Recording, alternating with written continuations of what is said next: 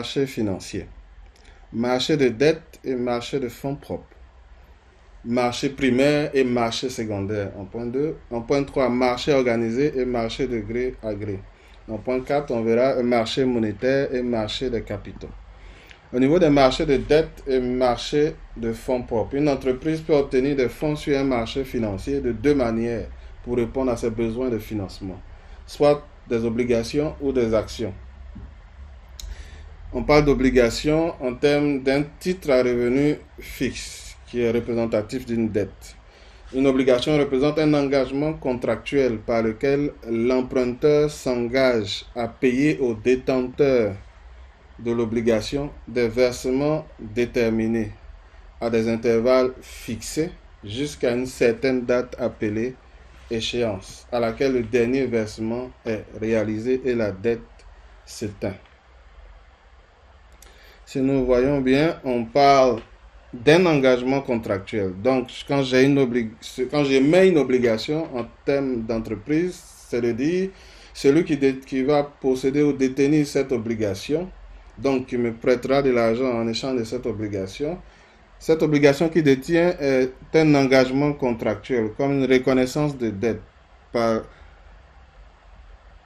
lequel moi, l'emprunteur, je m'engage à payer au détenteur de cette obligation-là des versements déterminés. On entend par versement déterminé les intérêts et le principal de la dette à des intervalles fixés jusqu'à une certaine date qu'on appelle échéance, à laquelle le dernier versement est réalisé et la dette s'éteint. Généralement parlant, les termes à retenir, c'est échéance et versement déterminé. Si par exemple, je mets des obligations à valeur 100 € à quelqu'un ou à un agent économique à capacité de financement, je suis avec 10% d'intérêt que je vais lui payer sur la date d'échéance, c'est 10 ans. Ça veut dire que à la 10e année, c'est là que je vais lui payer les 100 € qui constituent le principal.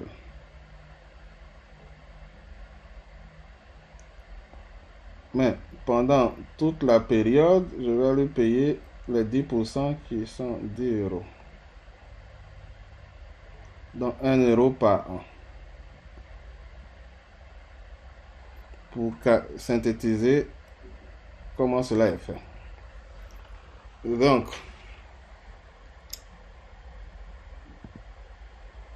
on parle également de maturité, on va appeler maturité d'une dette, la durée, donc principalement le nombre d'années restant à courir jusqu'à son échéance. Jusqu'à ce que l'échéance arrive. Si par exemple, comme j'avais dit tantôt, c'est 10 ans, au début où on émet l'obligation, on me dit que l'échéance c'est dans 10 ans, donc la maturité de mon obligation est de 10 ans.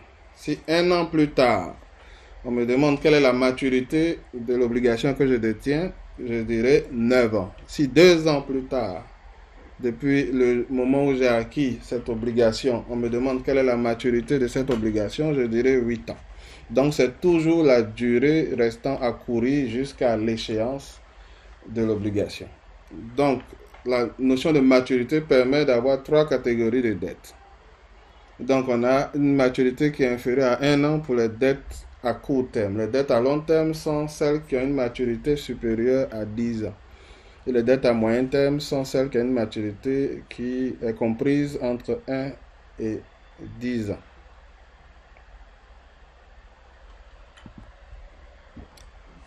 La deuxième manière de financer ses besoins que l'entreprise emploie, c'est l'émission d'actions ou de parts sociales.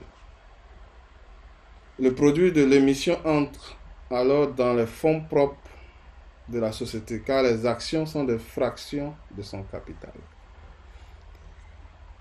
Si on dit, par exemple, qu'une entreprise a un capital d'1 million, a un capital d'1 million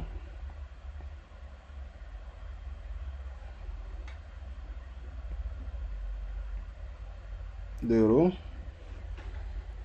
et que chaque action vaut 10 000 euros, donc on dira qu'elle a 100 actions.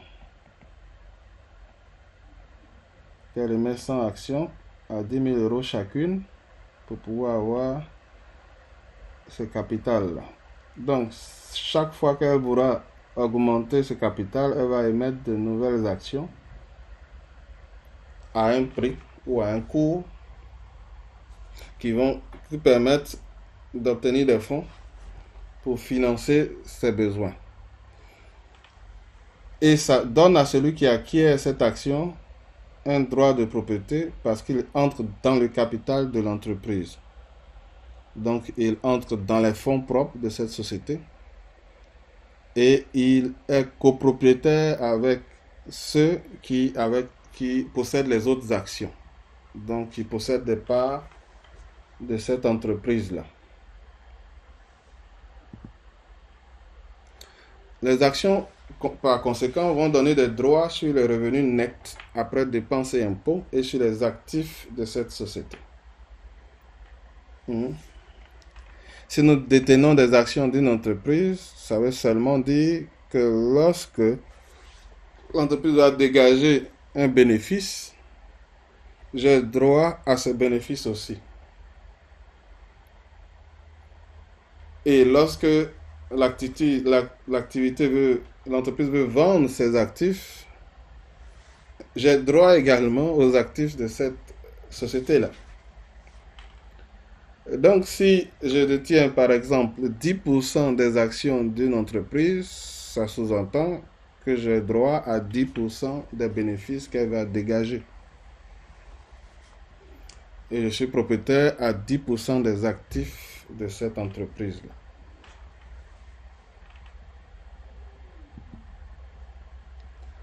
Les actions donnent également droit aux actionnaires lors des assemblées générales d'élire les dirigeants de l'entreprise et de voter sur ses décisions principales, parmi lesquelles l'affectation des bénéfices en dividendes ou en réserve. En effet, dans des entreprises comme les sociétés anonymes, lorsque nous détenons des actions, nous avons droit de participer aux assemblées générales et le droit d'élire les dirigeants de cette entreprise. Et pour toutes les décisions principales, nous avons droit de vote.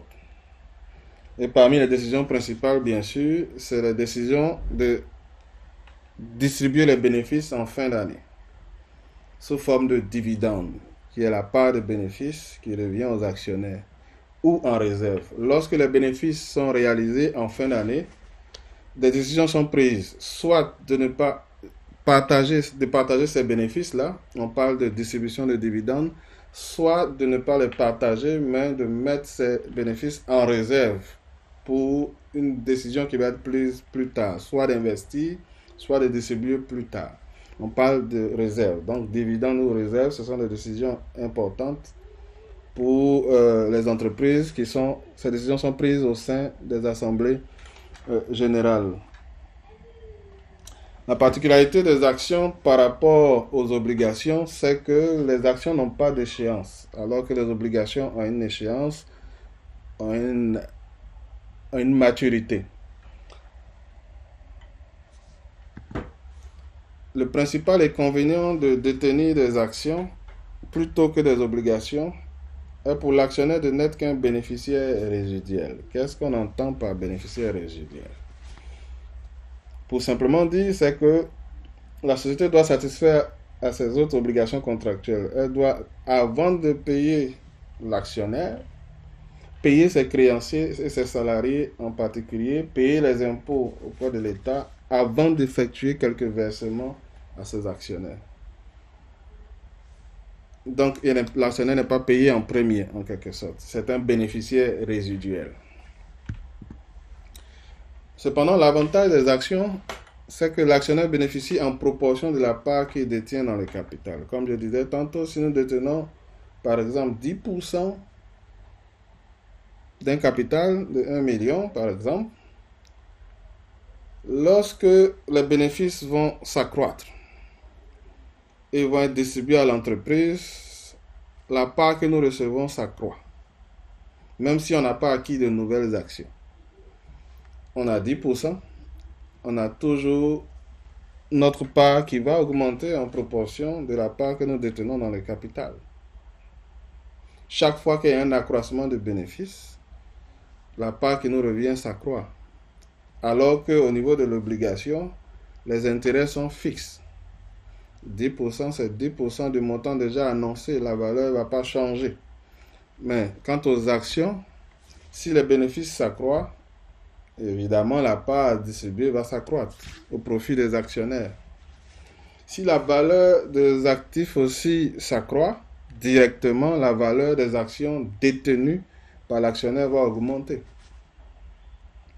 Si en bourse, le cours de l'action de l'entreprise passe, je dirais, de 1 000 euros à 15 000 euros, vraiment bon, exceptionnel ou extraordinaire, celui qui détenait 10 actions à 1 000 euros, donc 10 000 euros, va se trouver à détenir 10 actions non plus à 10 000 euros, mais comme c'est 15 000 euros maintenant l'unité, son actif va passer à la valeur de 150 000 euros, quelque 15 fois la valeur initiale qu'il avait, tout en détenant la même quantité d'actions. C'est là l'avantage de détenir des actions. Ensuite, nous avons le marché primaire et le marché secondaire, qui est vraiment lié au précédent que nous avons vu, celui des actions et des obligations.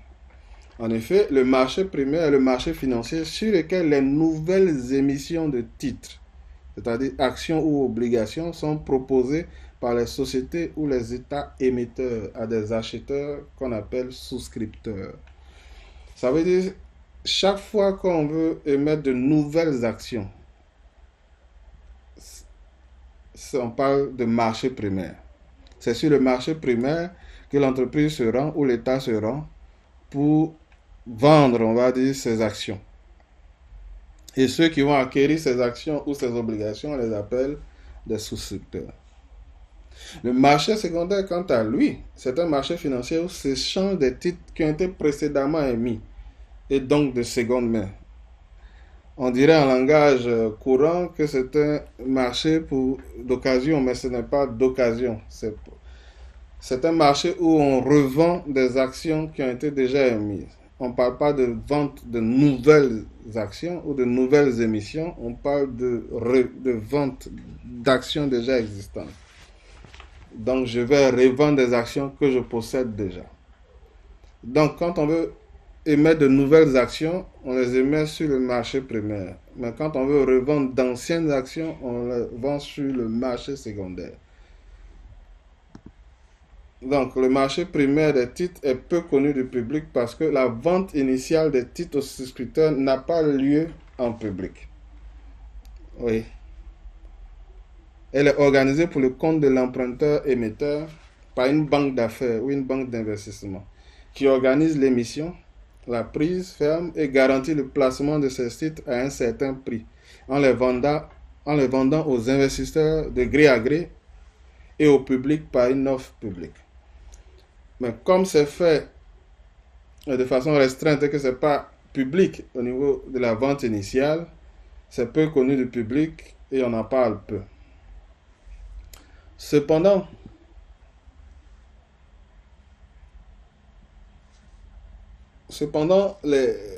sur le marché secondaire, c'est les marchés secondaires que nous connaissons plus. Les marchés secondaires sont les bourses de valeur que nous connaissons, comme la bourse régionale de valeur mobilière d'Abidjan, comme la New York Stock Exchange. Toutes ces bourses-là sont des bourses très connues, c'est des marchés secondaires. Et sur ces marchés, il existe des opérateurs spécialisés qui sont vraiment importants pour le bon fonctionnement de ces marchés-là. On parle de courtiers ou de broker-dealers. Les courtiers mettent en rapport les vendeurs et les acheteurs. On parle de brokers aux États-Unis. Et les broker-dealers sont des spécialistes ou teneurs de marché Eux, ils ont un rôle plus actif. Ils achètent et vendent eux-mêmes des titres à des prix qu'ils affichent. À la différence des courtiers qui opèrent sur des bourses, les broker-dealers achètent des valeurs et détiennent des titres et ils affichent eux-mêmes leur prix. Non les prix selon la bourse, mais eux-mêmes leur prix et vendent ou achètent des titres. Lors de l'achat d'un titre sur le marché secondaire, le vendeur reçoit un paiement en échange du titre. Mais l'entreprise qui a émis le titre ne reçoit rien. Oui. Une société n'encaisse de fonds que lorsqu'elle émet ses titres lors de leur création sur le marché primaire. Donc, quand on voit les valeurs en bourse monter, ce n'est pas que l'entreprise reçoit des fonds directement. Non, il ne s'agit pas de cela. Quand on achète ou on vend un titre sur le marché secondaire, l'entreprise n'en profite pas directement. Elle ne reçoit de l'argent, elle ne reçoit des fonds que lorsqu'elle émet des titres nouvellement sur le marché primaire. C'est à ce moment-là qu'elle reçoit directement des fonds. Alors, mais quel est l'avantage alors de voir ces titres être revendus ou de voir la valeur des titres croître sur les marchés? Quel est alors l'avantage pour une entreprise? À quoi ça lui sert? Quand on entend des entreprises qui ont une valorisation de 4 trillions de dollars, environ 4 000 milliards de dollars, à quoi ça sert? Qu'est-ce que ça apporte à l'entreprise? Le marché secondaire a deux fonctions importantes, même pour l'entreprise émettrice. Le marché secondaire existe pour faciliter et accélérer la vente de titres par leurs détenteurs.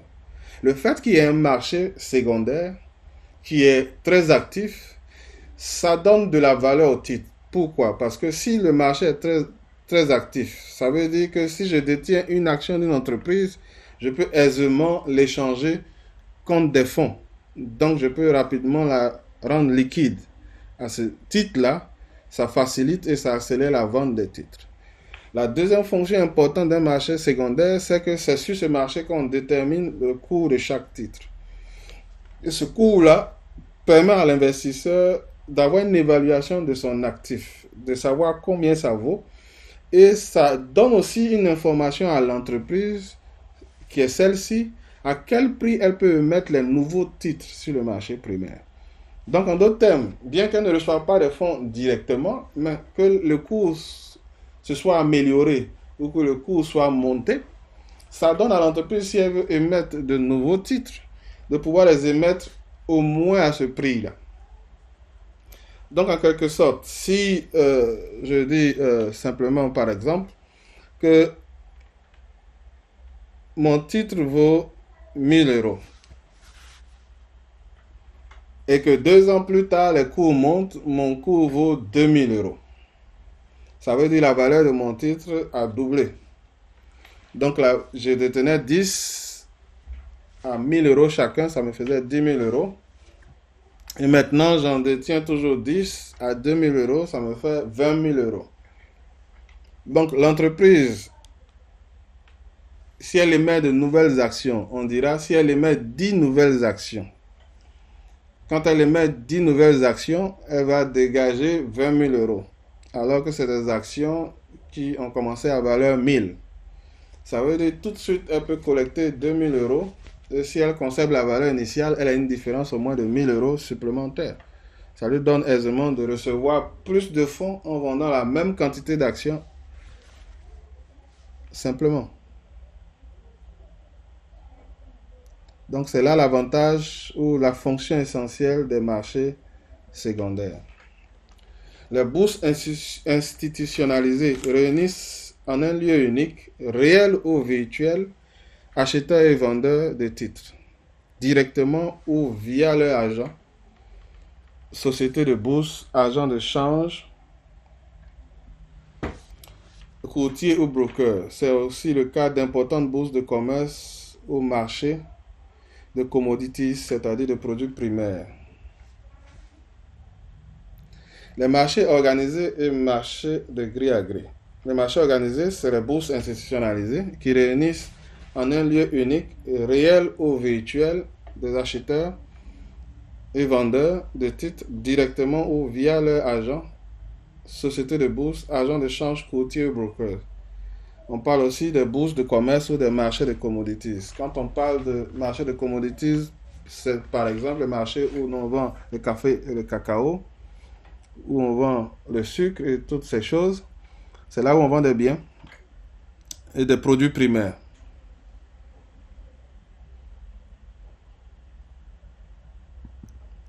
Le marché de gré à gré, ou en anglais over the counter, il y a des teneurs de marché ou dealers qui sont localisés à différents endroits et tiennent à jour des listes de titres pour lesquels ils sont disposés à vendre ou acheter à toute personne prête à accepter à leur prix. C'est comme un marché parallèle qui n'est pas la bourse, mais c'est des teneurs de titres, des personnes ou des entités qui ont des titres connus et qui ont une bonne réputation. Et d'autres entreprises aiment aller vendre ou acheter des titres auprès d'eux. Et ces marchés ne sont pas formellement organisés, mais ils sont en contact permanent au travers de leur réseau électronique, de sorte que les prix des principaux dealers qui opèrent sur ces marchés de gré à gré sont continuellement mis à jour. Aujourd'hui, de nos jours, ces marchés sont très concurrentiels de ceux qui sont organisés parce qu'on connaît leur prix au jour le jour et on peut le comparer à ceux du marché et choisir d'aller acheter auprès d'eux ou aller acheter auprès des marchés organisés. Donc, en termes de bourse institutionnalisée, on peut parler de la New York Stock Exchange ou le NEX, où les grandes entreprises échangent leurs titres. On peut parler du Nasdaq, National Association of Securities Dealers Automated Quotation System. Et là, c'est un marché de gré à gré. Et pour les marchés de commodities, on en a aux États-Unis, la New York Mercantile Exchange, NYMEX, qui sont des marchés, des exemples de marchés, soit institutionnalisés, commodities ou gré à gré. On verra les détails tout au long des cours suivants. En 4, on a les marchés monétaires et marchés des capitaux. Le marché monétaire est un marché financier sur lequel seuls les instruments à court terme, dont l'échéance originelle est inférieure à 1 an, sont échangés. Quant au marché des capitaux, se voit au contraire s'échanger les titres à plus long terme et les actions. Donc, sur les marchés monétaires, c'est simplement les instruments à court terme, ceux qui ont une échéance inférieure à 1 an. Sur les marchés de capitaux, c'est les instruments à long terme, donc à plus d'1 an, et les actions, comme on l'a dit, qui n'ont pas une échéance.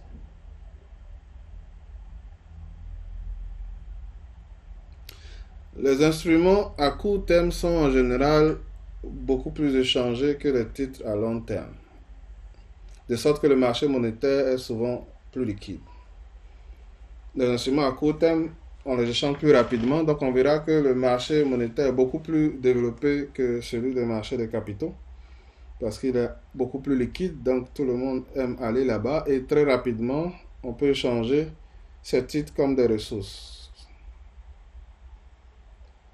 Par ailleurs, le prix des titres à court terme fluctue généralement moins que ceux des titres à long terme, ce qui en fait des placements beaucoup plus sûrs.